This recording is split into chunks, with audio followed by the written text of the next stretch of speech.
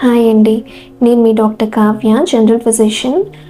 Recently నా దగ్గరికి ఒక పెద్ద ఆవిడ, సుమారు 60-65 ఏళ్ళు ఉంటాయి, మోకాళ్ళు నొప్పులు ఉన్నాయని, నడుముల నొప్పులు కూడా ఉన్నాయని చెప్పి నా దగ్గరికి వచ్చారు.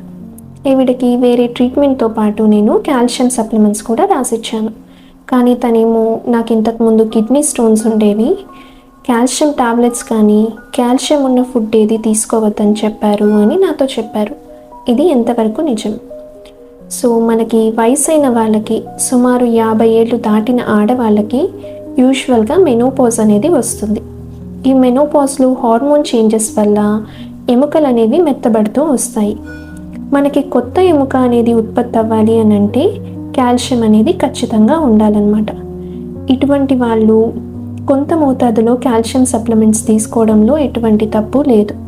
ఇంకా వయసైన వాళ్ళు అరుగుదల సరిగ్గా లేదని, మనకి ఆహారంలో కూడా కాల్షియం సరిగ్గా అందట్లేదు, అలానే కొన్ని మాత్రలు ఉంటాయి ఎముకలు మెత్తబడే మాత్రలు, అటువంటి వాడుతున్న వాళ్ళు కాల్షియం సప్లిమెంట్స్ అయితే కొంత మోతాదులో తీసుకోవచ్చు.